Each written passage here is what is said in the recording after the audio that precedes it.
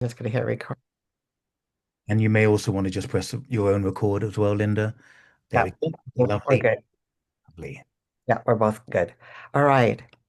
Okay, well, everybody, those of you who don't know me, my name is Linda Kubota Bird. I'm president of NCGR, and we are thrilled to be hosting Frank from actually my chapter, Sacramento. So, just real quickly, welcome, welcome. And I just wanted to mention just a new thing going on at NCGR. They're called special interest research groups. And what they are, people are getting together and talking about special things that they're interested in. And they're being led by, some really prestigious people. So it's an opportunity to learn from each other and to be able to interact with your hero. So anyway, just go to the ncgrastrology.org to find out more about it. So something new. All right, so now I'm happy and thrilled to turn this over to my dear friend Frank Clifford. Thank you, Linda. Thank you. And welcome, everybody. Thanks, Linda. Yes, NCGR. Linda is finishing her tenure as president of NCGR at the end of the year. And I think we all need to celebrate celebrate that because I know that Linda and so many other people do a lot of work for the organizations. Those of you that know me know I keep out of those sorts of things quite happily, but I do appreciate those who are investing so much energy and time and love for our subject.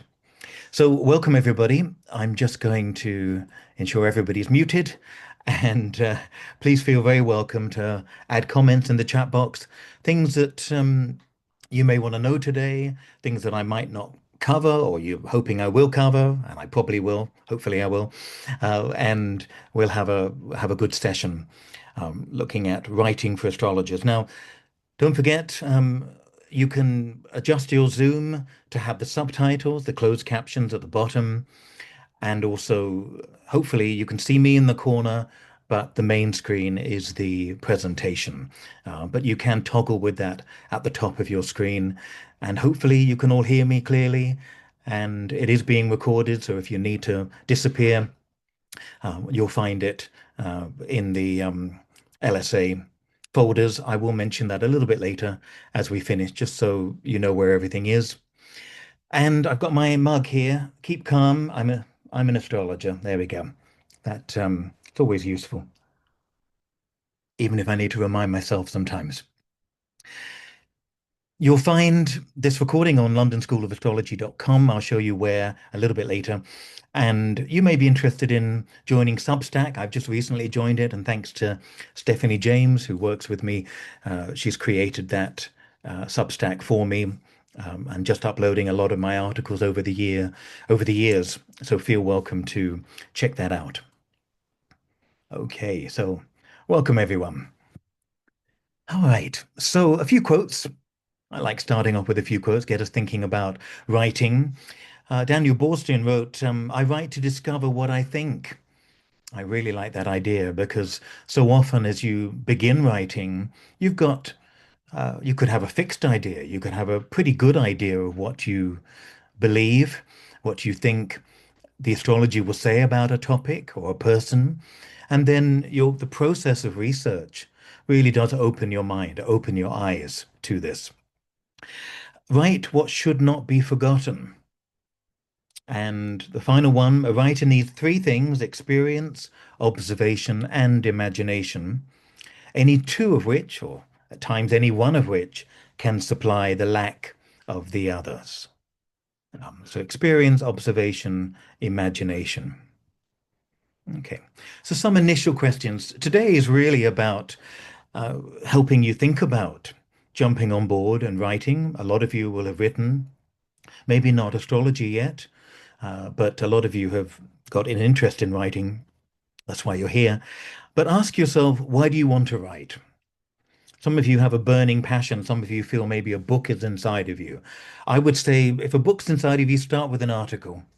Start with a mini book, start with a blog, start with something that is manageable. We'll come to that a little bit later. But ask yourself, why do you want to write? Maybe a better question is, why haven't you written yet? Now, often when people think they're not good writers, it's a very simple thing. It may be about grammar. It might be that they've got horror stories of teachers criticizing them. Uh, their English maybe being a second language, and they're conscious of that, of not knowing all the idioms and the particular idiosyncrasies. Or it may be that you're conscious that you don't feel you have a wide vocabulary. Well, there's lots of ways around that. We know that uh, you can go to Grammarly, which I'll mention a little bit later, to fine tune, to you can get a thesaurus and pick out different types of words, get to the real meaning of what you want to say. And that's often in the editing process anyway. Yeah. Maybe some of you have no idea where to start. Well, writings for people who have got degrees or astrologers who have written books and yeah, maybe lots of things that are putting you off writing. I'm hoping today will encourage you and encourage you to seek some support and advice from each other and from me too. Now, intimidated is a big one. Because you can see behind me, if you can see my screen, you'll see that I've got I don't know how many books, but definitely maybe 500 behind me on astrology. And some of the uh, brightest minds, most articulate people I know are astrologers. And if you're going to write something, it's daunting to think your book is going to be on a shelf next to Stephen Arroyo, Howard Susportus, Brian Clark, Liz Green, Melanie Reinhardt, and many others.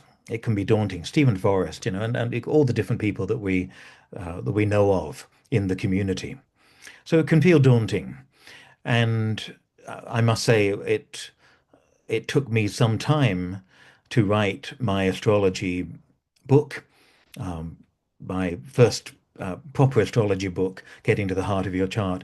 Because of that, I felt I really needed to say something differently. I wanted to use different examples, have a different approach, because it was intimidating. It really was. Maybe you're still learning, but you probably know more than you think you do, or more than you will admit to as well. Ask yourself, which astrologers do you like reading? Put them in the chat box if you like. Who are the astrologers that inspire you? Their books. What about the speakers that inspire you there's nothing better than getting to a conference and sitting down and being in front of somebody that's inspiring and you can't wait to get up and do your own research. Or to feel, wow, I've got something I really want to investigate. The opposite of that is sitting somewhere thinking, oh my goodness, I could do this so much better.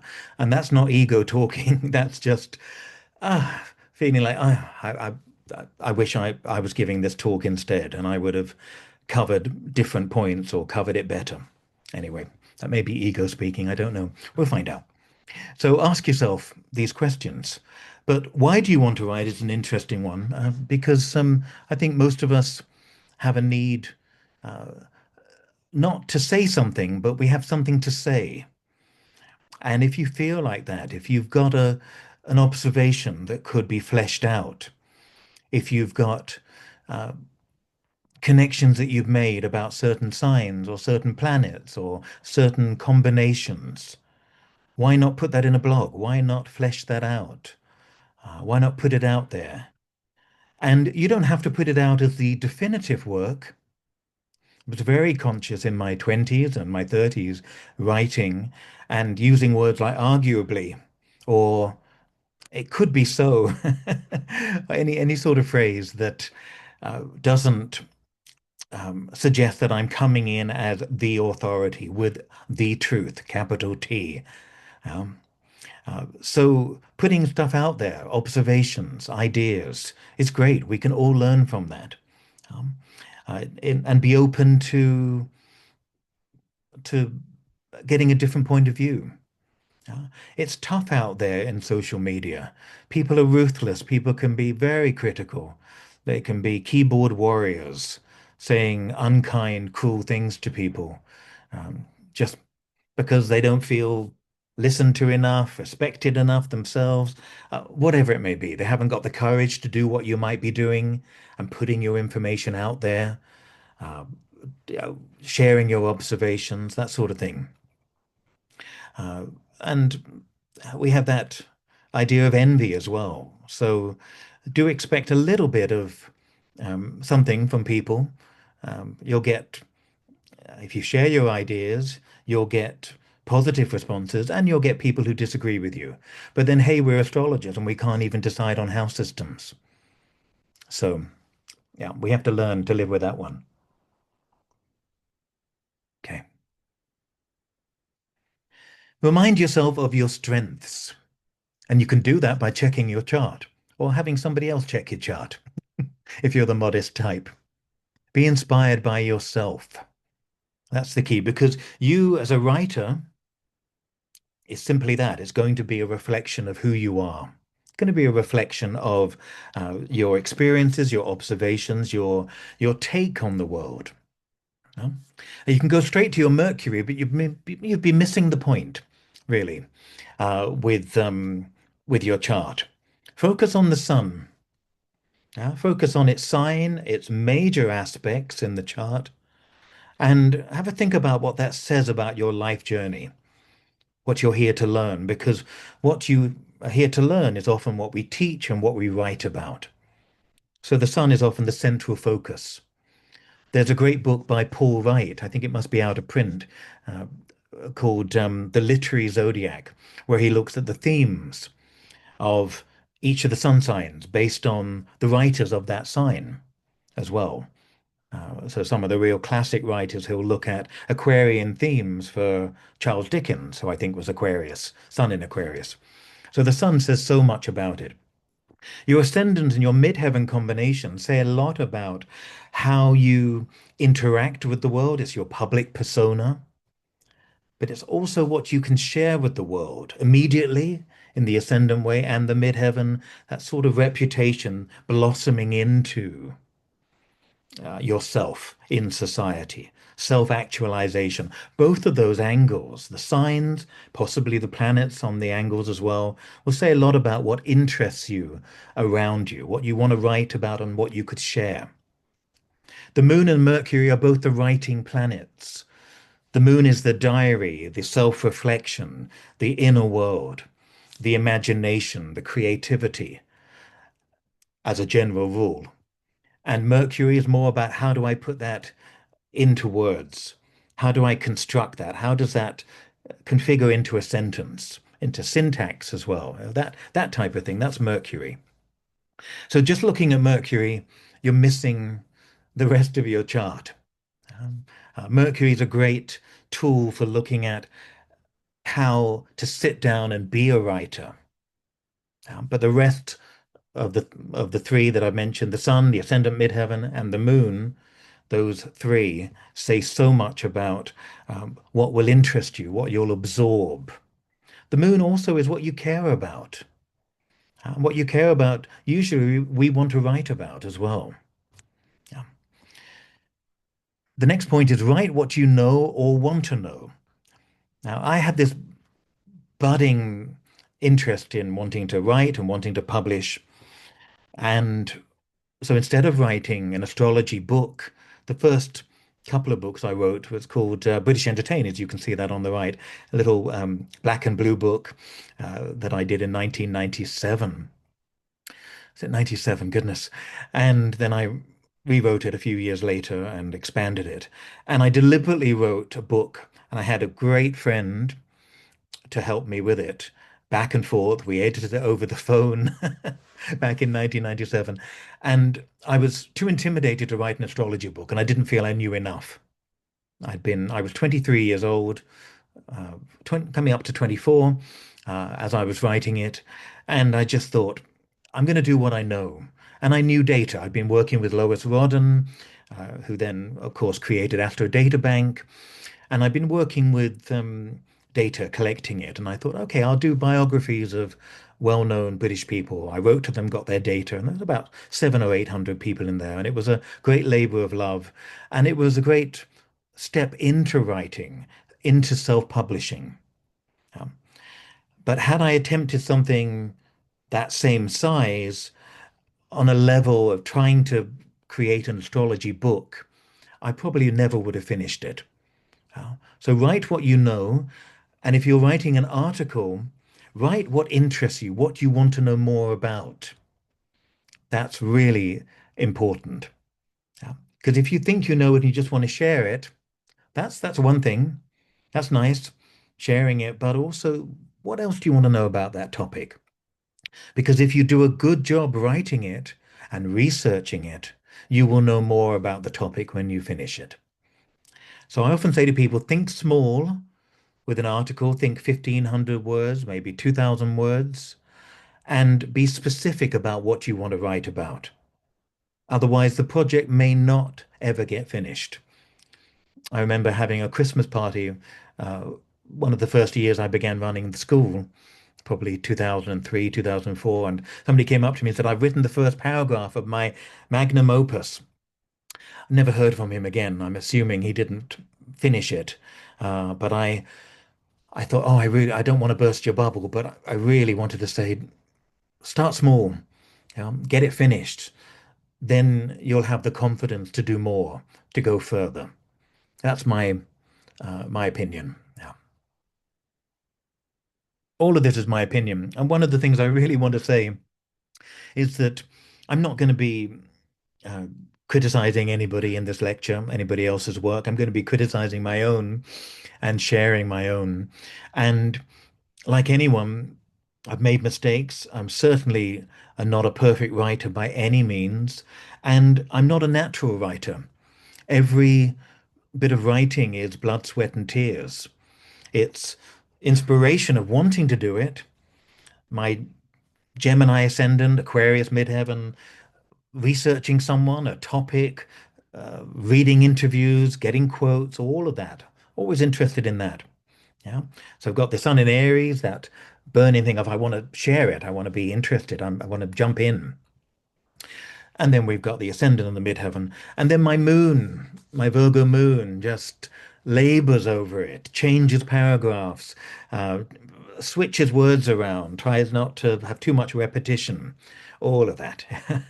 So, yeah, I'm not a natural writer. So I will share what I've done. And by no means is it the only way to do something. And by no means is it perfect. But I hope in sharing it will give you ideas to do your own thing and to find your voice as well. Okay. Ask yourself. So that was my Heart of the Chart book. I jumped ahead and told you about that, but it was daunting, daunting because so many great astrologers out there who have written great work that have inspired us. I haven't seen your list yet, but um, of who inspired you, but I can imagine we've all got similar inspirations. So ask yourself, as you're contemplating writing an article, who's your audience? Now, why should they be interested? Yeah. Now, if you say, well, they won't be, give it up for a bit. Find a topic that is going to blow that door down. It's going to be, it's going to have the impact that people will be interested. Yeah. So if you're simply navel gazing and you want to write about your favorite pop group or whatever, that may be of interest to some people, of course. Of course. If you're curious and you want to write about your own chart, again, that may be of interest to some people. But it may not be interesting to the editor or the publisher that you approach. They'll be thinking, will my readers be interested in this topic? Yeah. Uh, if it's navel gazing, that's fine. That's a labor of love. You'll learn a lot about that. We do that really in the LSA with the certificate and diploma assignments, where people explore their own charts. And that's a perfect way to do it, and probably a perfect time to do that in the exams. Yeah. Ask yourself what you want to achieve with that. Yeah. And of course, look at what's been written before. What are you going to do differently? Yeah. Don't hesitate to credit and to reference the people that inspired you. Um, when people say they're self-taught, nobody is self-taught in astrology. Every book, every website, every lecture we've been to teaches us something, hopefully. Yeah. So have a look round at who's written what on your topic and ask yourself, what have I got to say that is different or at least new? Or maybe I've got a voice that is quite a different, gives a different positive spin, for instance, on that topic.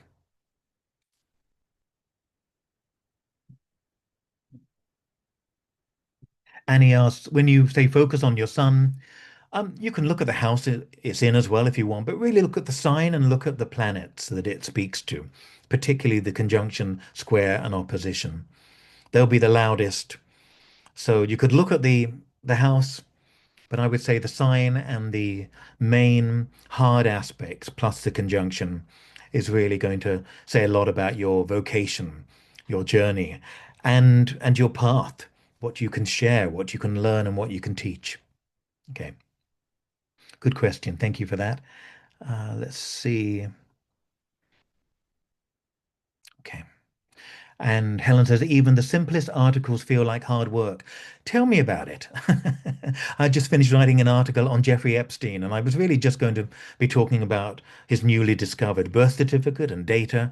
I ended up researching the key dates of his life, etc., and it was anything but simple. And if I could go back, I'd probably still tweak it and want to change a few things. But sometimes you just got to let it go, says the Virgo moon. So ask yourself about your article. Ask if it's going to be interesting, relevant, accurate. Accurate is really important. We've got to know that the information we're giving is correct, particularly biographical.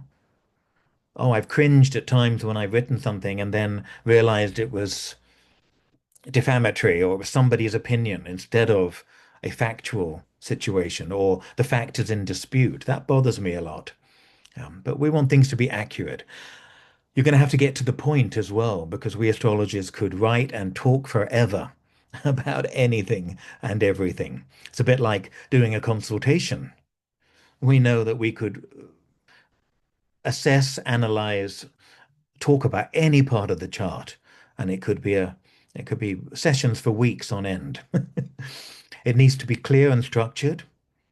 And I would say try to make it memorable, whether that's the title, whether it's the topic, whether it's your energy coming through.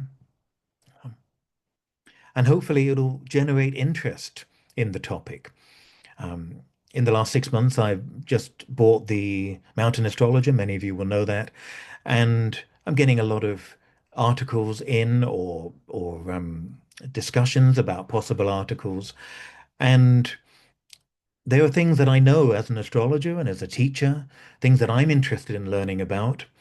And we've got a Vedic column, we've got a traditional column, and a horary column, plus the regular humanistic, evolutionary, psychological astrology, etc. But I definitely wanted three columns in TMA, Vedic, traditional, and horary.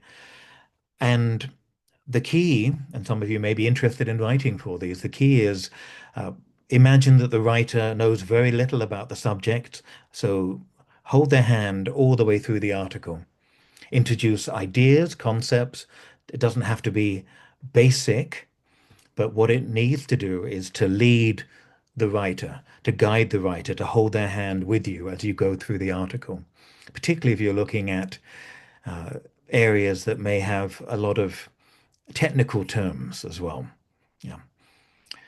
So maybe you're thinking about writing something that could generate interest in a particular area of astrology.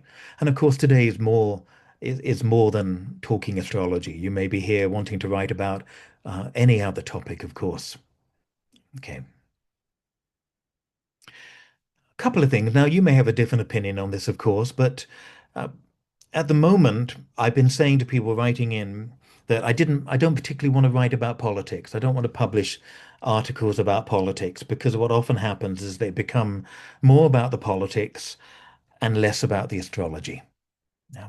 And it's so divisive at the moment that somebody writing a profile on a particular politician or an angle, um, I could do without the hassle, if I'm really honest. the hassle of dealing with people being angry because it's been written, it's been published. I remember Tem, who ran and owned and founded the Mountain Astrologer. He received a torrent of abuse for putting on the cover back in, gosh, it would have been 2015 maybe, or 2016, just before Hillary Clinton ran for president, with uh, it was a jackpot symbol on the cover, and it said something like, "Will Hillary be a one-term president?" Yeah.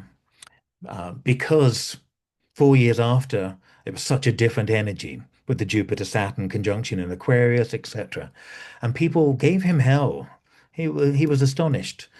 People were very angry at him, even suggesting that Hillary might win. But it was a simple cover.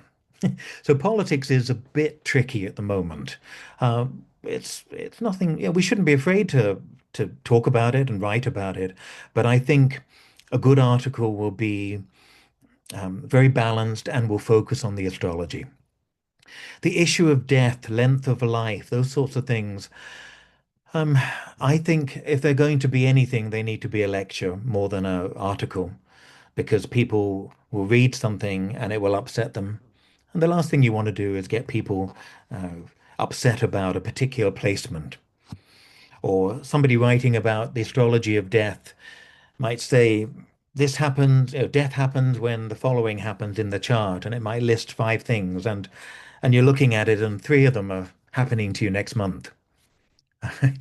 Stuff like that. We don't want to worry people. Pregnancy, whether people can have children, all of that is a big, big no-no as well. And I just rejected an article recently on two, in fact, asked to replace the example, where it was one of those sort of like Saturn in the fifth house type of examples about assumptions about what that could mean. And we know these assumptions are put to the test and immediately shot down. If you do any sort of research, you know these assumptions don't stand up to scrutiny, even the slightest bit of scrutiny. But I don't want them in the in the magazine and upsetting people and worrying people. So those are my ideas. You may have very different ideas about that. Topics like crime, mental illness, accidents, even the topic of intelligence. These are all what you might call trigger articles as well. I remember sitting watching a lecture on the astrology of crime, and the astrologer who I know pretty well and who's very well-meaning gave a list of what serial killers had in their charts. It could have been like the moon with Pluto and Mercury with Saturn and all of those. So it was a long, long list. And I swear most of us in the room had at least half of them on the board. And, I imagine most of us weren't going out as serial killers. So you can fall into that trap when you're doing research in astrology of seeing what you want to see, thinking there's a formula, noticing a few things, and then of course missing the thousands of people who have that placement but don't have what you're looking at. In this example, they're not serial killers. Yeah, so we fall into that trap. And being a researcher myself, I know there are lots of good researchers out there. I don't know how useful it is to sit there and say it's 10% more than average. That doesn't help my client. It may be an interesting article to say what are the features of intelligence, and we looked at low IQ, high IQ, and they've done this, and they've seen Mercury, Neptune in both, for instance. That doesn't help my client, and it may end up disturbing my reader. So I'm very careful of those. And having researched lots of topics over the years, I realize the approach has to be from a different angle, in my opinion. Of course, people will do their own thing. But research, for example, I did an article on the astrology of crime where we look at the energy of the chart, the motivation of the chart.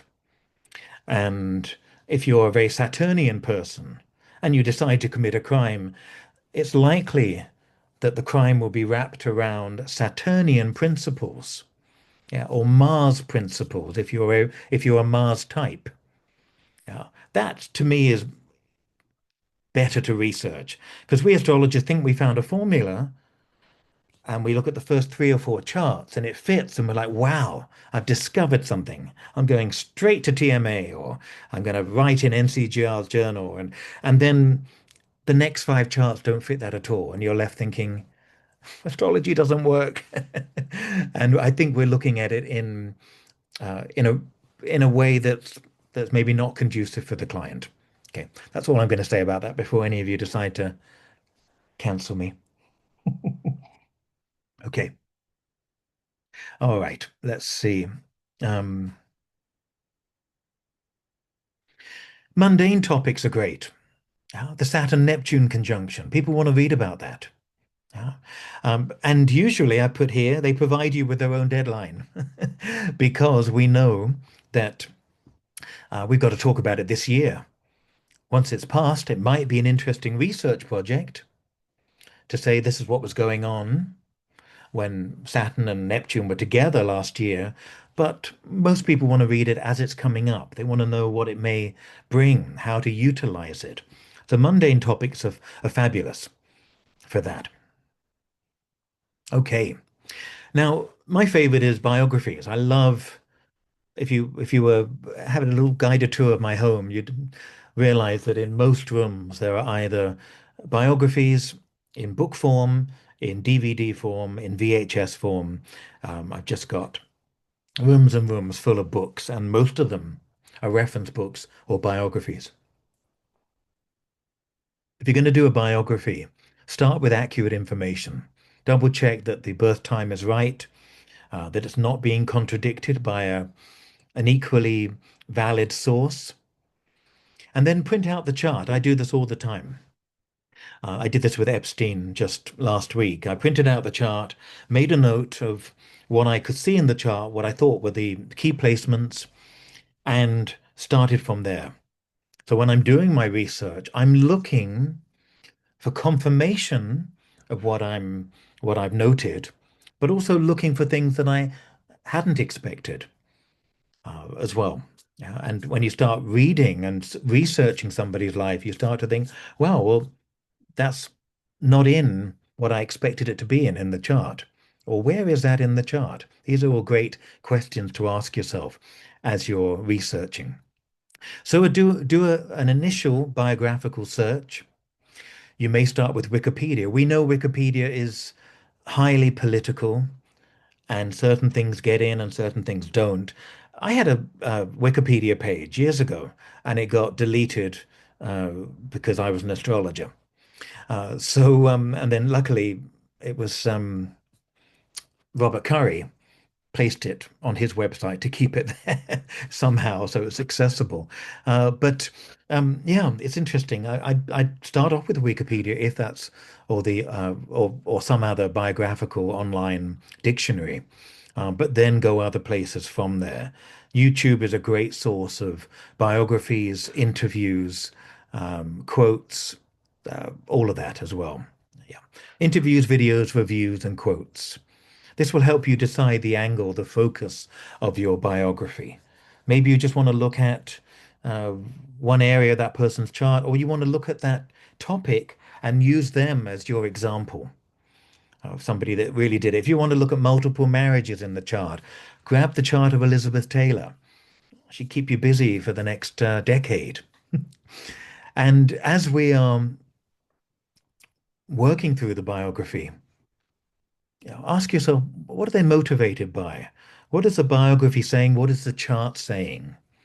Look at some key life events. Why did they make that choice then? These are the things that we want to extract from the chart, extract from the biography. I love it when people speak their chart.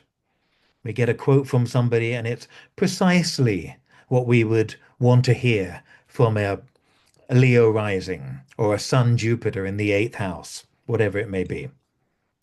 So let the chart, while you're researching, let it illuminate the life and let the life confirm the chart.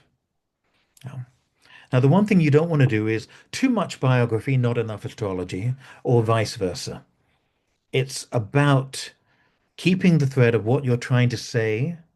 If you want to tell a story and don't want to add much astrology into it, um, just write a story that's non-astrological. Um, if you're wanting to write for an astrology magazine or website, then you're going to need to combine the two and make the connections and not overwhelm one with the other. Um, okay, just checking to see if there are any other. How much time do you dedicate to a biography analysis to profile them? It depends. I'm over the years I've learned to sort of skim through biographies and trust that the information will pop out. Often the early chapters of a biography are instrumental in describing, in setting the scene, and then you can jump in and out. Uh, but again, starting online is often the best place to start because then you get a sense of what you want to say about them, what seem to be the key times in their lives, and then you can search for that in the biography as well. Um, but all writing takes far longer than you would ever imagine, particularly if you're researching somebody's life or researching a topic, researching a lot of charts on Astro Databank. So choose a topic that showcases your knowledge and interests you. Wendy Bloom, who I've been in touch with recently, I saw her in January at the FAA conference in Australia. She said, if you're unsure where to start, consider trying to answer a question or flesh out a theory you have about astrology. Yeah? Build on a premise, argue your case, and present so-called astrological proof. This gives the article natural progression, keeps the reader engaged.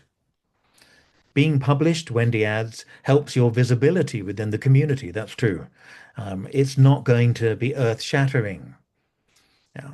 You get published, people are interested, you get one or two emails, and then 2 months later, there's another edition of the journal or the magazine. Um, and it's perfect if you want to get on the speaking circuit too. You can send people your articles. They can have a good read, see uh, your approach. Okay.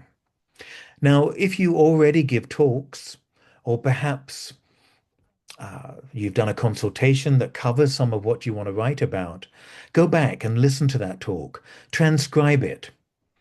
Yeah. So important. I have a lot of writer friends who get stuck. They sit there and they agonize over starting the first sentence. We'll talk about that in a moment. And then it becomes so stiff and formal that they're almost pretending to be a different writer, if you see what I mean. Um, and I'll say to them, look, have you spoken about this topic before? If they have, go back and listen to yourself. If you can bear it, go back and listen and transcribe it. Because when we're in the flow, when we're standing there, we've got our notes, whatever we've got, we're talking to people. We say it in a way that's actually more attuned to our voice than sitting there panicking, thinking, I've got to write about this topic. And that can really get in your way. So it's important to maybe if you're not a lecturer, explain your idea to someone else. Make a note of it. Record what you say. Um, that's really, really helpful. Um, Lots of sharing and which I'll mention a little bit later too. But that can really help you feel, yes, that's how you explain it. Because it can be, I don't believe in writer's block. It's other things, but it can be that people just stiffen up when they start typing. If you're somebody that writes with a pen, you might want to write some key phrases, etc., and then put them together.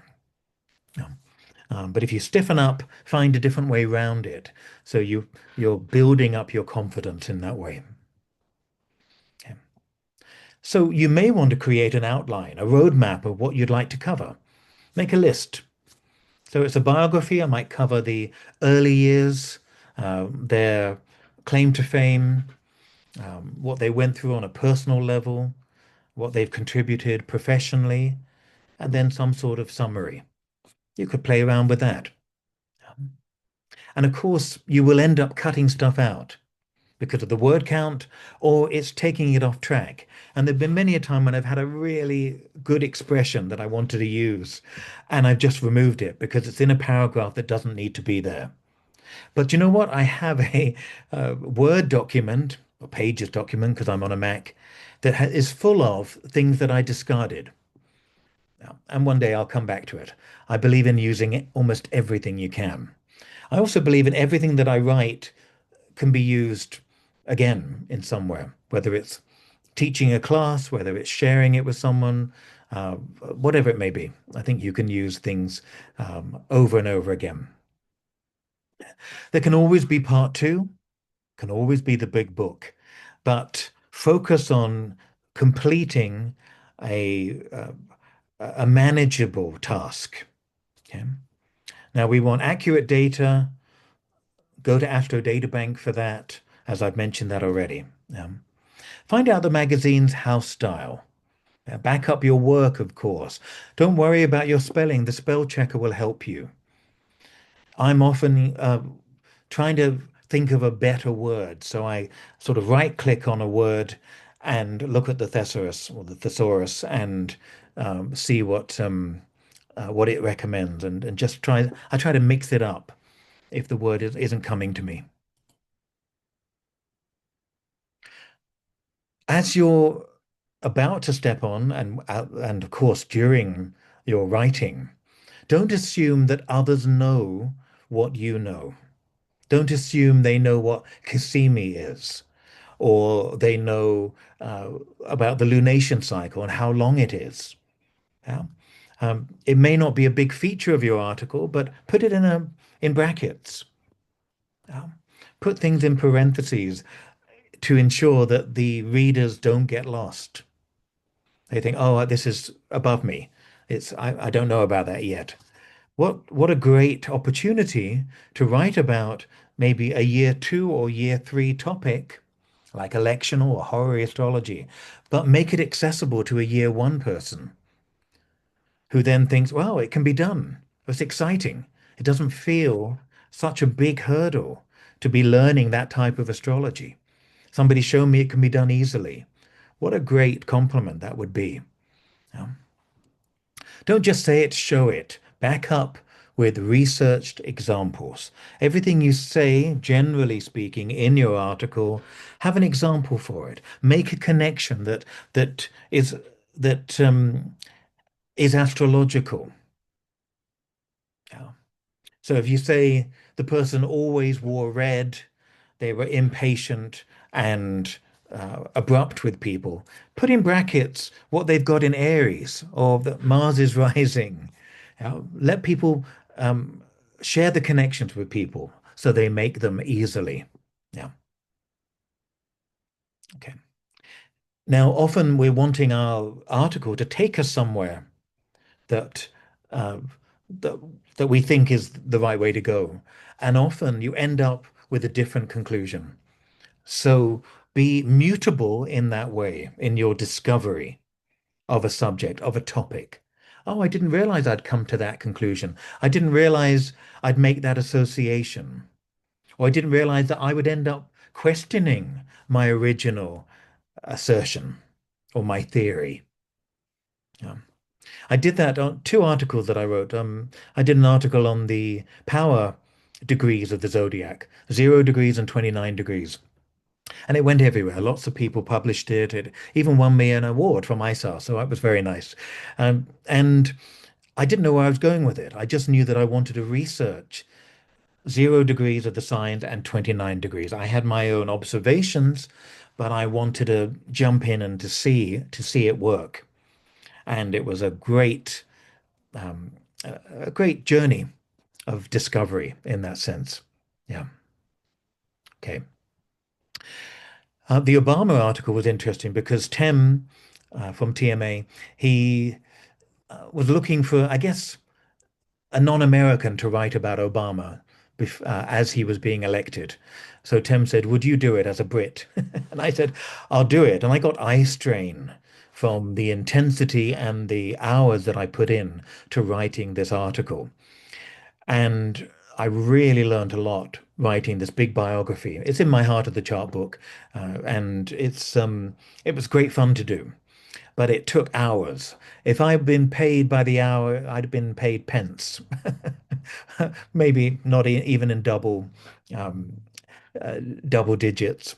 But it was a great opportunity to explore somebody's life, to see where it took me, and have some fun with it. So you might want to write an article that's the top 10 of something, or nine things never to forget when looking at astrocartography, yeah? Or the top five things to focus on when giving a consultation, something like that. It could be a how-to, it could be a review or an assessment of a topic. It could be a personal reflection, of where you've been, where you're going, what you've noticed about your chart, your life, or it could be a profile or a biography. Yeah? And the one thing to remember as you're writing, you're wanting to share your energy, your experience, your observation. And while you're doing that, you also need to keep the reader in mind. Have I lost them? Am I explaining it clearly enough for them? Got to put them in their mind, your own mind, yourself in their mind, and then uh, and and be, I guess, just aware that you are holding their hand, you're leading them through, you're guiding them through the story that you want to tell. Okay. We know astrology is full of text. Use diagrams, tables, sidebars, charts, even little snippets of chart. Tim used to laugh at me. He said, we've only got room for two charts. I said, great, I'll give you six snippets because we don't need to see the whole chart. I'm just talking about their 12th house. So I'll send you a little square of their 12th house and stick it in the article instead. So he used to laugh about me and my snippets. We certainly got more charts in because of that. I was very crafty. And so use diagrams, bullet points, mix it up. Do not use lyrics or poems that belong to somebody else, yeah, because of copyright reasons. I've had to reject all sorts of articles over the years, or chapters for books, based on that. Yeah, somebody analyzing a complete lyric. Well, if you're going to print it off, you're going to have to seek permission, and it's likely you won't get permission, or the permission will take a year to get, and by then you've missed the deadline. Um, okay. Thanks, Holly. I will show you where to find the house style and the other details in the Mountain Astrologer as we go towards the end. I promise. Okay. Avoid AI polishing. It can really sound generic. Um, Um, don't put it through that. If you're going to use something, and I'll explain later what people recommend, use it to give you some feedback on how to rephrase. But just putting it through and getting it polished by AI, it's going to lose your voice and your character for the time being. And you just have to look at AI and robots at the moment, and they're not doing a fabulous job just yet. They're not replicating things, as they might do by the time Pluto leaves Aquarius. Uh, and don't forget to explain technical terms. Yeah, as Jessica says, it loses the heart and the essence very much, very much. But it can help you. Grammarly, Hemingway, I think is the other one, can help you uh, notice what you're doing, or where there's repetition, I think. I've not used them, but if you're interested, give them a try. So you need to dedicate some quiet time to writing. Let people know that just because you're in your room, you're not watching telly, the phone is off, hopefully email is closed, and you've got access to the internet to do some research, and set a boundary.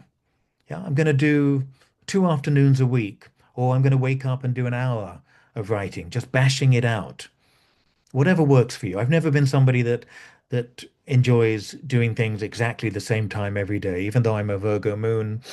It is square Neptune, so that's the reason, I guess. But set a boundary Whether it's I've got to do it by this weekend or it's got to be in by Monday.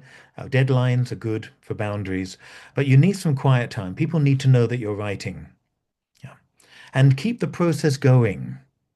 I've got, I'm the king of paper and notebooks and rows of them and lots of uh, weekly bits and pieces. My Virgo moon is very happy with all of them. Uh, in fact, there's drawers full of ones that I've been bought over the years.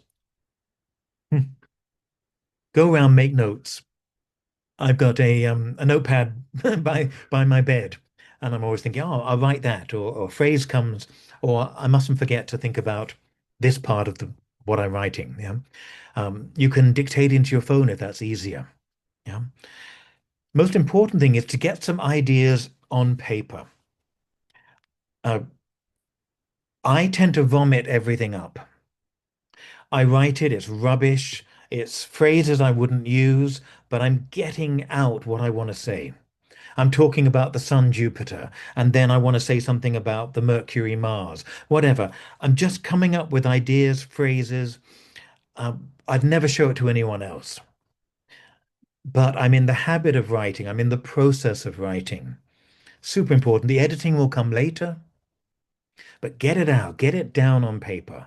Even if it all goes thrown out and you end up, what I've done many a time over the years is I've written a few pages of something and I've looked and thought, oh, it's just a mess. And I printed it out and I've used that to then go back on in a new document and start again. Yeah. That's one way of doing it. I don't tend to do that anymore, but that's what you may do in your early years of doing this. You just thrash it all out.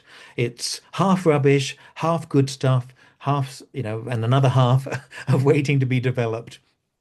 Print it out, and let it be there as just rough notes, and then maybe start again.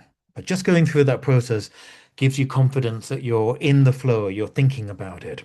Yeah.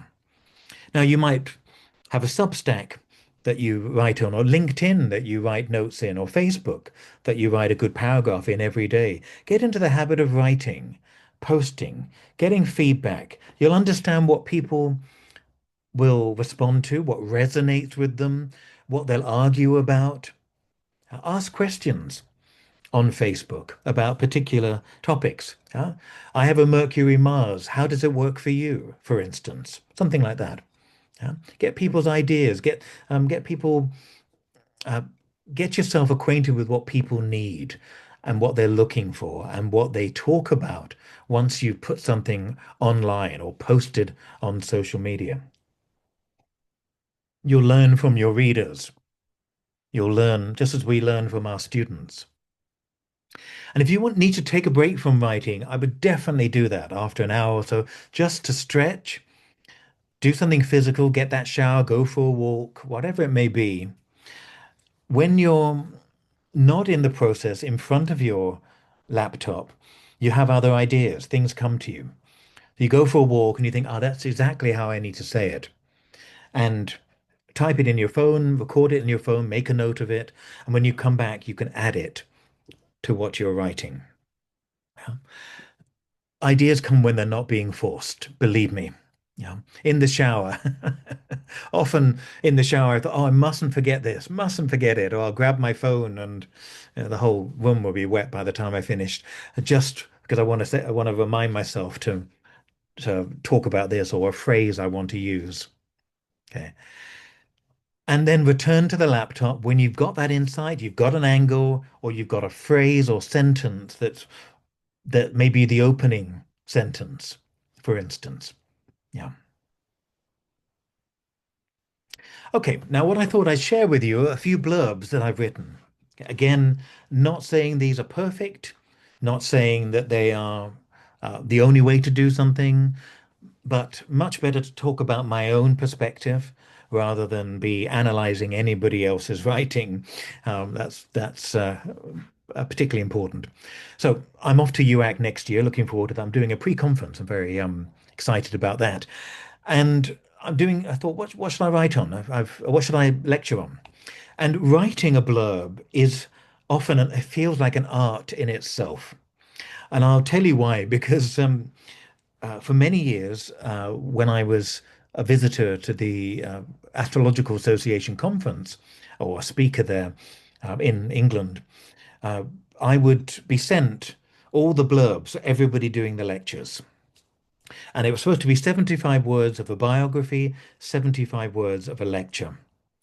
That's usually what they ask for. It might be 50 for a biography and 75. But anyway, it was remarkable um, how terrible they were. And I don't mean that to be nasty. They were just badly written. And to me, I thought, well, I'd never go and see them lecture. Because if they can't put their ideas together in two sentences, I'm not going to sit there for an hour and watch them try to do it. Yeah. Of course, people can be more fluent in person, etc., but they're probably more nervous standing up talking than they are sitting down thinking, this is what I want to write about. It gives a lot of insight. And uh, the joke was they would send me the blurbs and say, there's nothing for you to do because we've sent them around to the whole committee. Everybody's edited them and now they sent them to you. And I would spend about 12 hours every year, a day or a day and a half, just rewriting people's blurbs. Yeah. And it's good if you're thinking about submitting an article or just thinking about introducing an article, a 75 word or a 50 word blurb as an introduction, as an enticement, learning to write one of those can be really, really helpful. So I put a few of these in here. So the pre-conference is birth chart analysis, synthesis, signatures, and strategies. Okay. Once you're familiar with the essential components of a horoscope, the next step is to develop confidence in preparing and sharing your analysis. In this new workshop, Frank will help you identify the most significant themes of a horoscope, as well as articulate its overall essence. He'll then work with you to go deeper with interpretation and offer strategies to make the very most of a planet's potential. Bring your chart, some will be used in this interactive day. Okay, so I'm trying to tick off all the points. I'm trying to say where I'm coming from, what I'll be introducing, where we'll be going with this, and also you're included. So come along and do come along, actually, please. It'll be great to see you. So that's quite a lot, but people want to read and they're going to read the pre-conference blurb to see which one to go to, etc. And hopefully that will tick the boxes and interest people. Yeah. Here's another one. And I've got a special link here from my website on talk. So when people say, would you talk for my group? I'll say, go there, have a look at what I do. And there are lots of things that aren't on there, but I'll say, go and have a look and see if anything interests you. And there's about 50 different topics on there. Everything you wanted to know about locational astrology, but we're in the wrong place to find out. Okay, I stole that from Woody Allen. Those of you who will know about his film on sex, it's taken from there. Okay, our clients know that we as astrologers can offer insights into how, why, and when, but most don't realize we have tools that reveal the where the best areas in the world are for particular endeavors. In this talk, Frank will show how to use astrocartography and locational astrology effectively in our astrological work and consultancy. And often I mention the level as well, what to expect. Okay. Another one to look at in your own time. I'm not going to read all of these out. You'll be pleased to know. But Jupiter, it's too much, but is it enough? I like that phrase. It made me laugh, so I included that. And Jupiter, can it be too much of a good thing? So the lecture is about Jupiter, but it's people with a prominent Jupiter, looking at the wide range of expression. Is it all about people who are philanthropists? No, it's also about the con artist or the guru, the diva, etc. So we can play with that. Okay. The opening paragraph. How are you going to hold the reader's attention? Um, I'm going to show you some examples and you'll be able to look at these in your own time when I upload the video a little bit later. Will you begin with a fact or an assessment, an assertion, a promise, a biographical intro, explaining who that person is. Have a think about that. Yeah. The enthusiasm you have for your opening paragraph will be catching.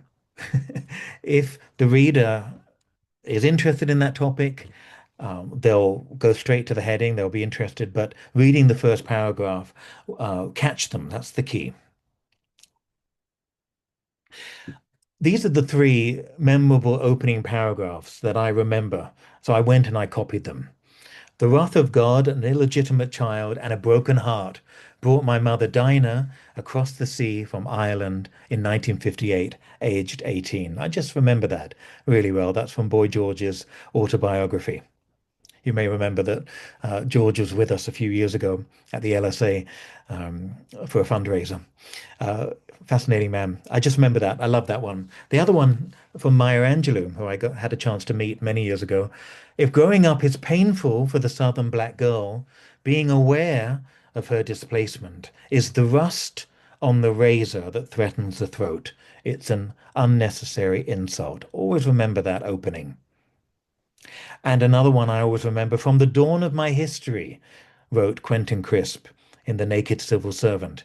I was so disfigured by the characteristics of a certain kind of homosexual person that when I grew up, I realized that I could not ignore my predicament.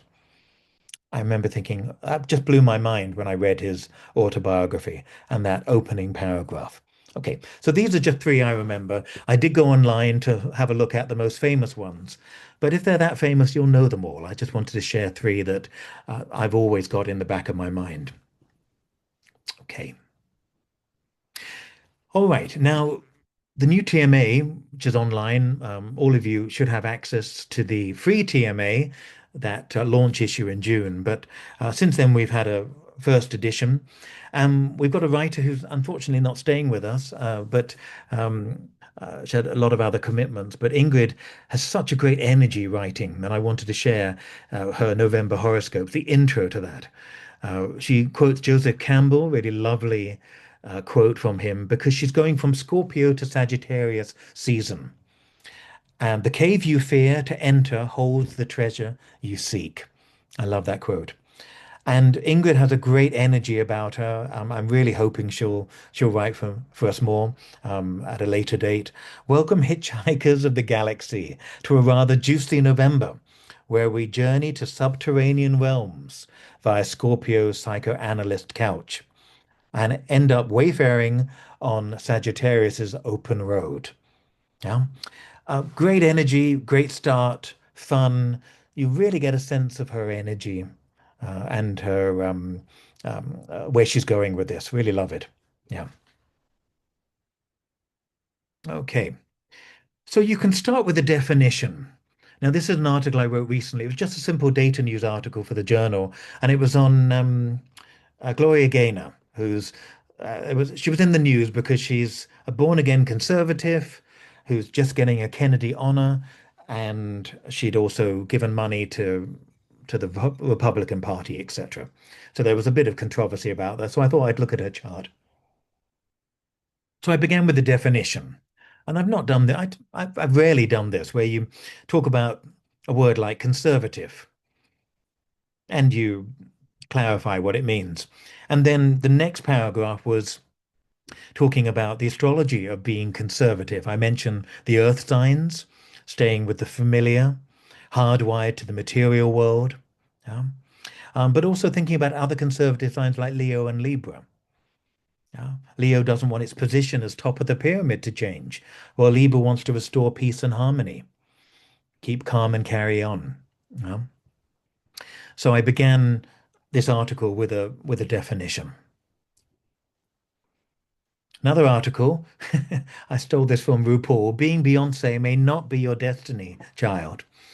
You can begin with a question. We often read that the birth chart can reveal our talents. People are always saying that, but can it really? Could it speak of a specific talent and distinguish it from another? If so, would a talented painter and their horoscope show different talent from that of a singer's chart? And if talent can be seen, could a horoscope show whether someone has more talent than another person? God, these are big questions. I'm not sure whether I answered them, but certainly I wanted to pose them because we as astrologers make a lot of assertions. Yeah. Okay, so the question, we can begin with a question. We can set the scene. Bless him, little Tyler Henry. I started, imagine Macaulay Culkin as a grown-up who'd never tried drugs, and you might just picture Tyler Henry, the celebrity psychic of two hit TV shows airing in 130 countries. Tyler is a sweet but savvy young man whose innocent, tidy blonde looks, Virgo Libra in his chart, squeals ingenue with a pristine wholesomeness. His blonde looks and rapid-fire delivery of survival evidence as a psychic have made him a global media brand. Okay, so I decided to set the scene, create an image, draw a comparison. And Tyler's on the left, Macaulay Culkin's on the right. Anyway, the next one, meet somebody. I haven't written much about the Kardashians, you might be pleased to know, perhaps. But I put here, Keeping Up with Kris Jenner, that was the title. They're a clan the mass media refuses to ignore. And she's the steely matriarch of this global guilty pleasure known as the Kardashians. Meet Kris Jenner, the savvy businesswoman and perfectionist behind the reality TV show Keeping Up with the Kardashians, a 21st century Brady Bunch, skewed for a social media era of self-absorption, narcissistic self-entitlement, and monumental media whoring. Okay, maybe I wasn't particularly kind in that assessment. So here's the story of a lovely lady. So I'm making the connection to the Brady Bunch, and having a bit of fun with that. Okay. Okay. Um, let's have a look. Yeah, you should be. Somebody just wrote not being able to see the slides. Make sure uh, that your Zoom options are up there so you can see the slides. They should be. You should be able to toggle that. But I'm hoping everybody can see the slides as you're wondering what I'm writing about. Okay. Then you can have the facts. Okay. Thanks, everyone. Good. Yeah. The facts. The criminal trial of O.J. Simpson. I did a chart interpretation of the beginning of the trial. A gruesome double murder on Bundy Drive, a mesmerizing slow-speed highway pursuit of a Ford Bronco on live TV, the insurmountable evidence demolished by the best defense team that money could buy. The People versus O.J. Simpson was hailed as the trial of the century. The idolized former football star and occasional actor had been the most famous person in America ever to be arrested for murder. That was my opening to that. So I'm giving the facts. You'll recognize some of them. You may not know all of them. But trying to sum up the case, then we can move on.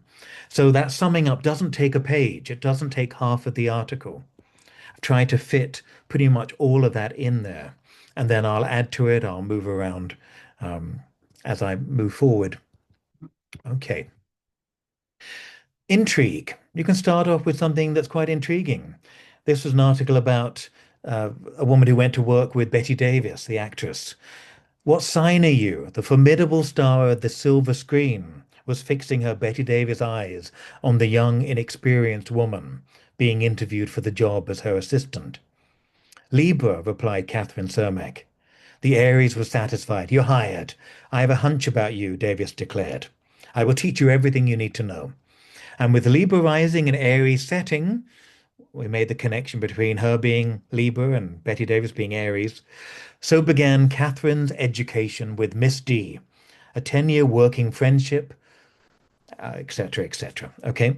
Um, so you can play with a quote, start something intriguing, something that intrigues you or you think will intrigue the reader.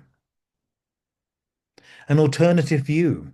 I wrote this for the current paid issue of TMA, and it's about Myra Hindley and Ian Brady, two mass murderers in the 60s. We often associate the mid-60s conjunctions of Uranus and Pluto with countercultural movements, civil unrest, technological developments, etc., etc.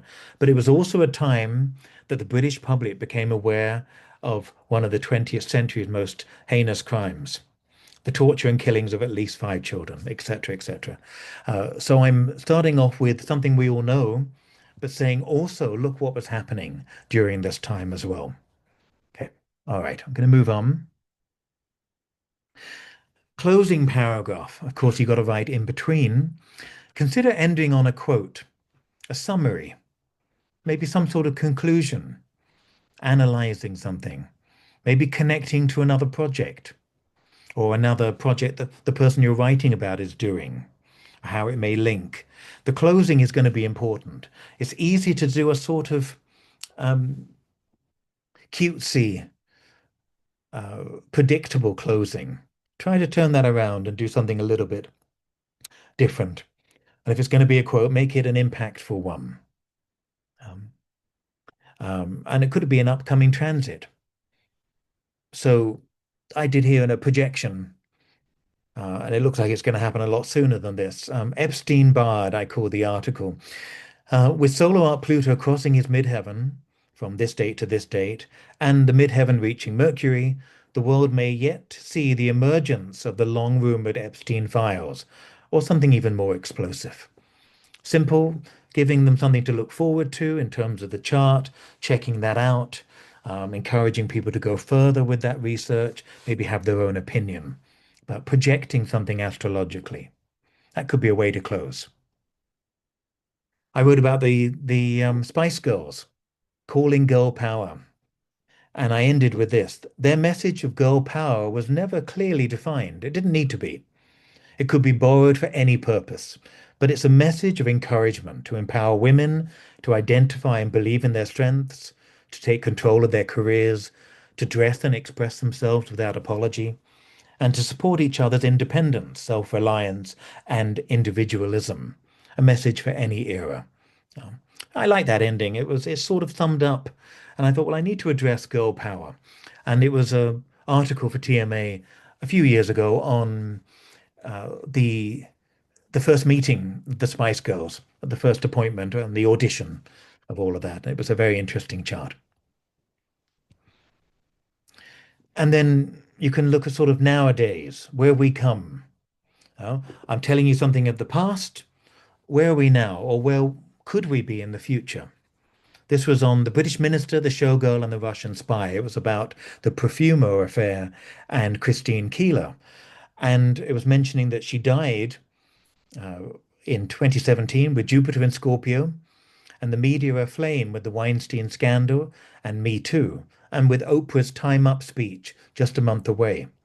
So I'm saying that Christine Keeler she lived in a very interesting time, very explosive time where she brought down the British government. What a great uh, topic for a biography. But she also died at a moment when people are really questioning women's place. And she was always called a prostitute. She was called, a wanton woman, and she was a party girl. She was a girl in the 60s, a young woman enjoying her life and being free to have sex if she wanted to. But she was always labeled. Anyway, so I ended with this. Keeler's son, Seymour Platt, said, back in the early 60s, women took the blame for a man's urge. It would be nice if we lived in a world where women aren't vilified for what men do. Thought such a great ending to the story of her persecution over the years. And the Sun just summed it up beautifully for me. So I borrowed that and ended the article with that. Okay. A personal reflection. I wrote a tribute to Tem after he died, and Linda and I both traveled up to see Tem. Uh, I don't know whether it was a few weeks now before he died, but it was a very special trip that we both did. Um, and so I wrote a tribute to him. And in fact, I didn't write it in TMA. Other people wrote that, and I was asked by ISA, I think it was, to write a tribute. So, and I wrote it in the free TMA that all you've got access to. Tim's wife, Kate, once asked me, with all that you do, why do you keep writing for us? For a moment, I was speechless. Didn't she know the high regard in which TMA is held? Didn't she realize it's the magazine everyone wants to be published in? Of course she did. She was just being direct and curious in that Sagittarian way of hers. I managed to string a few words together. Well, who wouldn't want to work for the very best? And then I ended with, I still feel that way. That sort of summed up my association with TEM and TMA up until his death, of course. Yeah. Uh, okay. Be prepared to rewrite and fine tune. Yeah. A lot of your energy will be dedicated. When you think you've finished and then you go back to edit, it's almost the same amount of time. Yeah. Particularly if you care about what you're doing and you've got a proofreader maybe who's sending it back to you and you're working on it. And as we do it in TMA, we really work hard to get the articles as good as they can be. Yeah. So have someone on this journey. You may see other people in the participants list. It was 200, now it's 176. You've got lots of people in here you might recognize. If you're interested in writing, join up with them. Be a study buddy, saying, well, if I write about this, will you have a look at it and I'll do the same for you? Have somebody to reflect back. I had my long-term friend Zen do that with my first book. It made such a difference. I didn't say anything that was too embarrassing. He was able to reflect and say, "Don't put that in there. It doesn't sound right, or it's not well expressed. Think of a different way of saying it." We all need that. We need somebody that we can work with, and we can do that for back and forth. Yeah. The other thing is read your work out loud or to the person. I do it with my partner. I often will read out a whole article, and by the end of it, I've made a few notes of things I want to change. By reading it out, you're putting yourself in the position of the reader. Maybe you've made too many assumptions. Maybe there's a technical term you need to describe. Maybe there's an inconsistency simply in how you've argued something. You've said it will never happen, and then you give an example of it happening. Things like that happen all the time when we write because we're writing and also as astrologers trying to come up with uh, angles, theories, ideas. We're trying to sell an observation often. Okay.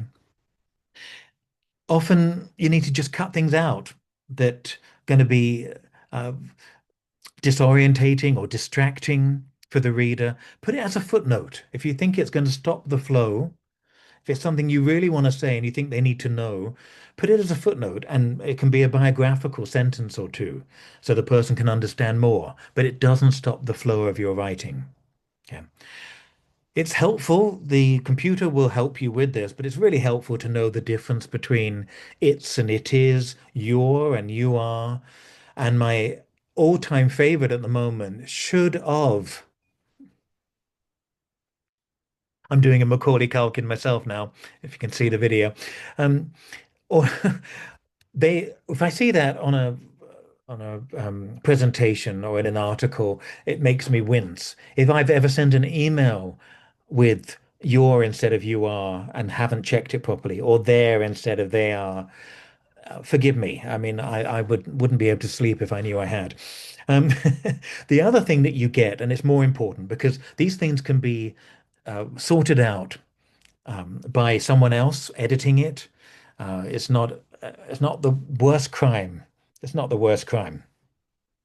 The worst crime is to say things in a way that are wrong. Now, this is from one of my favorite films, Clue, which is this madcap, crazy film based on the board game Cluedo or Clue. Mrs. White says, he had threatened to kill me in public. Miss Scarlett says, why would he want to kill you in public? And Wadsworth says, I think she meant he threatened in public to kill her. He threatened to kill me in public. We know what she means, but it's wrong and it reads badly. Uh, and it's really important to know that what you say could be misinterpreted. So when you read it back, question those sorts of things. That's far more important than apostrophes, far more important to know that when you're writing, you're not ending up confusing. If you're using too many he, put in the name of the person. If you're saying his mother and uh, her mother and she and her mother went to whatever, whatever, and she was most disappointed. Who? Who was disappointed? The woman or the mother? Yeah. These are things that we need to clarify. And that it's, if you've got that mindset, this is sort of Virgo mindset in the editing process. Somebody will do it for you, but often they won't. I might do it for you, but some other publishers would just say, look, this is this isn't clear enough, it's not sharp enough. So we sometimes have to do it for ourselves. Okay. Yes. Thanks, James. Yes. Let's eat grammar or let's eat, comma, grammar. Yes. Indeed. Indeed. What I call vernacular manslaughter, the heinous crime of killing ordinary language with should-haves and the greengrocers of apostrophe. Well, yeah, we see it all the time, every day these days, but hey, it's not the end of the world. Okay. One of the great books to get if you're serious about it and you're needing more than what I'm showing you today and you need a bit more hand-holding is a book called Everybody Writes by Anne Handley. And she has a GPS process: the go, the push, and the shine. So the go is, what's your goal? Why should anybody care? Will it help somebody improve whatever you're writing? Include the reader, help them improve. So begin with doing your brainstorming research, but have a goal. Have clarity in that sense. What am I trying to do? With astrology, we're trying to teach somebody something, whether we're playing teacher or not. When we're writing about astrology, we're saying usually it works. And here's how it works. And you couldn't make it up. It works. It's fantastic. Here's what I've noticed. Here's something that I think works that you don't even know about. So much of our astrology is about trying to help people improve. Yeah? The push. Anne mentions, take the pressure off by organizing phrases, quotes, lists, uh, particularly if you're doing lots of references as well. Don't lose track of those. But get it all out. She calls it vomiting, which made me laugh as well, because I watched a video of her recently and I was thinking, yep, okay, yep, that's how I do it and that's what I believe. And then she had different ways of putting things. So she said, just free flow. Yeah. Write as much as you can, get it all out, and then rewrite with somebody else in mind. And this is what some of the great sun sign astrologers do, is that they'll sit down and write for Aries, and it will be in Aries they know, in Aries that epitomizes the Aries spirit. And when they write the month ahead for Aries, they're talking to that person. Yeah. In your own way, do the same. Rewrite and think, okay, this is going to be directed to this person, this student. I've written a book on solo art direction and a booklet first of all, and then I wrote the full book. And as I was working through it, I thought of the key students that I've had who just don't get it. Uh, And I thought if I can get them to get it, and I had them in mind as I was explaining things, and then I sent it to them. I mean, I didn't say you're the ones that didn't get it. I was polite enough to say, would you mind having a quick read of this uh, small chapter or whatever, and seeing if it resonates, if you understand it. And that I had them in mind. I had the ones that couldn't quite piece it together. And I sat down and wrote for them. And then you polish, you shine, you get it ready for publication. She suggests putting it through Grammarly, which I've not tried, or Hemingway, I've not tried, and just get it out there as well. Okay, so I'm going to share with you my 12. You may have seen this before. Get started. So these are for each of the signs, okay? Just some ideas of how we might go through this process. So for Aries, of course, it's going to be get started. For Taurus, it's plan the project. Be realistic about your time, the size of the article, the deadline. Gemini, read around the subject, find your voice, keep asking, so what? I mean, Gemini asks that 20 times a day at least. So what? Research what others have written in the past. Know where you're coming from, your voice, but also, what you care about, what's important to you. Moon and sun. Express yourself. Have fun as well. Enjoy it. In the most recent Epstein, the article I wrote for the journal on Epstein, I put three or four bitchy things in one paragraph. I'm still laughing about them now. I may regret it later. I might end up having an email from somebody chastising me for that. But it was great fun to write, and I'm still laughing at them. You'll have to read it to know what I'm saying. Have fun, make it a joy. It should be joyful. I always say writing is blood, sweat, and tears. The writing itself can be joyful. The editing, the getting it right, the not losing the reader, that their voice in your head, not losing them.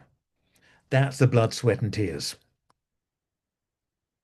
Virgo, think quality control, edit, spell check, tidy up, reorganize sections and headings. I'm always doing that. That sentence we better hear. It's more impactful. It's already introduced the subject now. We can go further and it will be more fluent. Rewrite, edit again, back up files, print up a hard copy. That's one of the big joys. Print off a hard copy, take it with you on a train ride. I'm always doing that. If I'm off to see my mum or go into town, I'll print something off and have a read while I'm on the train, and I'll do a really thorough edit and tear through it. Libra, get feedback from others you respect. Have a study buddy. Ask for endorsements. Ask for feedback from people. Yeah? Would you have a quick look at this? Does it explain this well? Would this interest you in this subject? You're the one that knows nothing about Vedic. All my friends know Vedic, but except for you, could you read this? Will you understand Vedic from my point of view, from what I've written? No. Go back to the text and purge. Be ruthless, eliminate deadwood. Scorpio.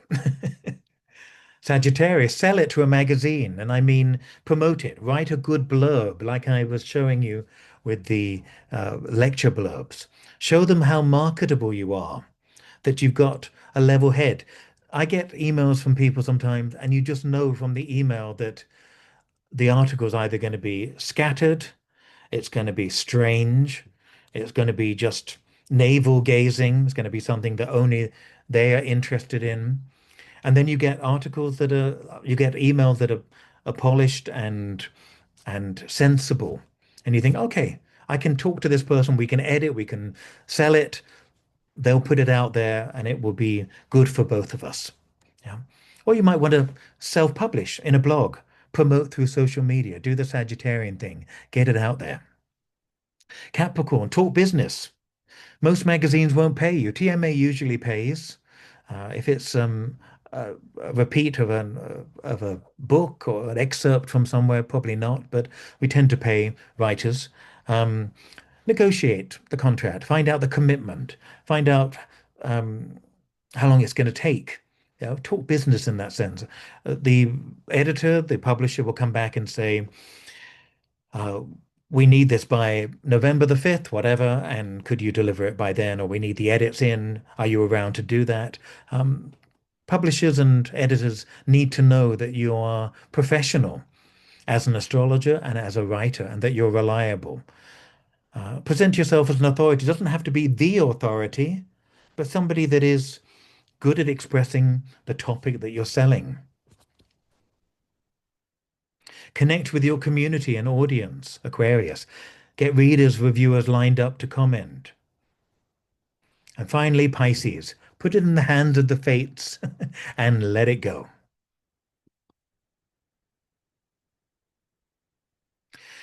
Now, in the upcoming January issue of TMA, I've got a whole section on writing, and this video will be part of that as well. And I approached different editors of different magazines, and there were four of them in total. And I asked them what attracts them in an article and what puts them off. And here's what they said yay about, what they liked. A sharp focus, some originality. The author, the writer must know their subject and are capable of self-policing. Something that balances tradition with innovation. The strongest contributions are those that dare to move astrology forward without losing its roots. That was one editor's opinion. And another said, we need new voices who dare to mix worlds, who write from their guts, who see astrology as a living language that can speak across disciplines, from art to ecology, to politics, to business. Okay, so something innovative, something original, something where you're combining ideas, your expertise in astrology, and maybe your interest in tarot, interest in theology, interest in architecture, poetry, whatever it may be. What the editors didn't like, obvious political leanings or conspiracy theory tendencies. Poor writing skills, plagiarism. That sums it up, doesn't it? If it feels overly abstract, dogmatic, disconnected from lived experience. Any content that disparages another astrologer or a school or a system. Any author who proclaims that a certain house system, zodiac technique is indisputably right and everything else is wrong. You can see why that might be off-putting. If you're going to persuade somebody to follow your house system, your technique, show them how brilliantly it works. Give them uh, evidence that they can't dispute. Evidence that's exciting, that's interesting. Okay. Um, some articles I've seen over the years. There was one, I think it was either on sect or it was on. Oh, it could have been on perfect. Oh, I don't know. It was a traditional technique that had been revived, and most of the articles said it's really really good. And what I can find difficult about traditional and Vedic articles sometimes, not about the topic but the articles, is that it can be very black and white at times, and sometimes we need a bit of sophistication, a bit of psychological awareness of things and how things can be different. But also, we want good biography. I do anyway. If somebody's coming to me with a traditional technique or maybe a Vedic technique, I want to see it in life of somebody in a really interesting, telling way that really hooks me in. For me, you might want to talk about the part of spirit, one of the Arabic parts, for instance. Show me that it's invaluable. Don't show me something that could be told by five other things in the chart. That drives me crazy. I've had some pretty awful traditional articles come through recently where there's just technique, technique, technique, no biography, and no understanding beyond I'm just fitting this into something, rubber stamping it, or trying to fit this block into a round peg into a square hole. That sort of thing. It drives me nuts. It needs to be beyond there. The biography, the examples will bring things to life and will sell it for you. Okay. What about storytelling? Good. If you have a story to tell, tell it. There was a greatish article we published a few years ago in TMA, written by Lindsay River, and she wrote a book called The Knot of Time. And it was really about the astrology of female experience, but really it was the experience of everybody. It was just written for women. And she wrote about the signs, and it was a journey of the signs. It was such a beautiful story. And I said to her, can we have that as an excerpt for the magazine? Because I thought it was beautiful. So yes, storytelling, indeed. If you can tell a story, that's not my talent. I'm not a storyteller or a fiction writer. It just doesn't come to me. But we are telling stories in other ways, of course. Astrology publications to look out for. I put TMA at the top. It was originally at the bottom, but I put it at the top. I'm allowed to. OPA has a great magazine called The Evolving Astrologer. They do a lot of great articles on different themes as well. NCGR has a geocosmic and a research journal at different times. The AA has an astrological journal. The Lodge has a quarterly, which I've checked, it's now back running as a quarterly. ISAR has or had International Astrologer. I think they've still got it. And of course, there's the FAA journal that Wendy Bloom runs now in Australia. They're all great publications doing great work. And if one doesn't want it, somebody else will. But if one doesn't want it, have a look at why. Often we won't tell you because yeah, we're it's rejection is never never never, people don't take rejection nicely, whatever you say. And I remember Tim's wife used to write a lot of reflections and feedback for people why they were rejecting an article. And it only generated more hostility. And so I keep the rejection very brief and suggest that it might fit somebody else. Or we've got enough this month, or it's not quite right for the theme, or whatever, or we've done it before. There could be all sorts of reasons why somebody doesn't accept it. So try not to take it personally. A stupid comment to make right now. Try not to take it personally.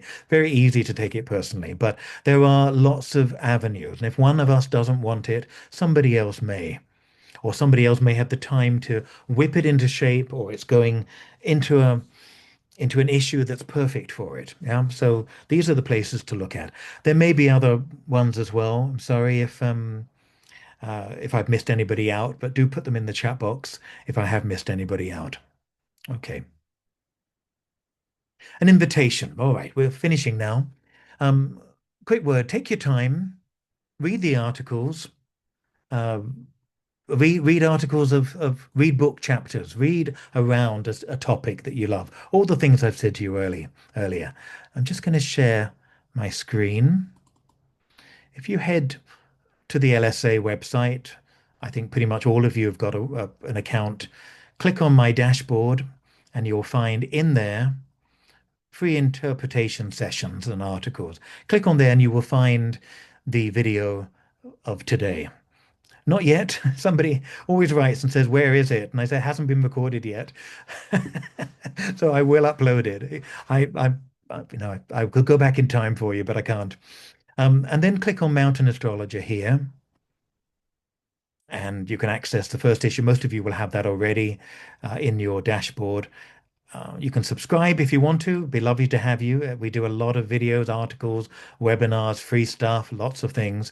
And then down here, we've got the writer's guidelines. So click on there, have a look in your own time, print it off if you like, and it'll give you an idea of how to present, what to say to us. Okay. So let's go back for a moment. So take your time. I'm offering this invitation for a year. You can see me, I'm up there at the top left-hand corner, and um, brainstorm a topic. Search for something new, something you want to say. Yeah? Look at what other people have done, all the things we've mentioned in the last hour and a half. Yeah. Check out the writer's guidelines for TMA for anybody that you may be interested in submitting to. I think probably the TMAs are probably pretty standard, so they might apply to everyone's. But if you're wanting to write for someone else, then email them, ask them for their details as well. And what I'm going to say is that generally I'm offering feedback, some sort of mentorship. I mean, if 200 people write to me every day, I'm probably going to have a nervous breakdown. So I may not be able to help all of you. But I'm here for the coming year to help you get into print should you want to. Now, I'm not going to accept everything. I may say, look, that sounds much better for this, but I will, in the process, want to help you with outlining or firming up your ideas. So get in touch when you're ready. Don't rush. Do something in the next year. And if you feel inclined to share, to write, even if it's not wanting to come to TMA, etc., get in touch. I'll do what I can to help steer you, recommend books, articles to read, tell you what's out there. But use me as a resource. I will do my best to help with that. Write to me at the TMA or the regular London School of Astrology email that will come through to me, and check out the TMA page that I've just shown you for the writer's guidelines. Okay. Um, all right. So yes, get in touch. Um, have a think. Yeah, don't just rush it. That's what I really want to say at this stage. Have a think about what it is you might want to contribute, um, and put something together. Do all the steps we mentioned earlier, and then get in touch once you've had a really good think about it. Or if you're looking for some help in where to go, what to read, who's written on this, if I can help, I'll reply and help with some contacts and information as well. Okay. All right. Well, I was 10 minutes over, but I managed to get through pretty much everything. This will be uploaded. Have fun with your writing, enjoy it, but also know that it's hard work and it's a commitment. It's something I love doing, but it's also something I know that is blood, sweat, and tears when it gets to the editing and the rewriting. So have fun with it, get in touch as and when, and thank you all for being part of it. And I've missed a question of yours. Email me. I'll do my best to answer it. Thanks, everyone. Take good care. And thanks, Linda, for hosting me with the NCGR as well. And I wish you all a fabulous end of the year. See you soon. Thanks, everyone. Bye bye.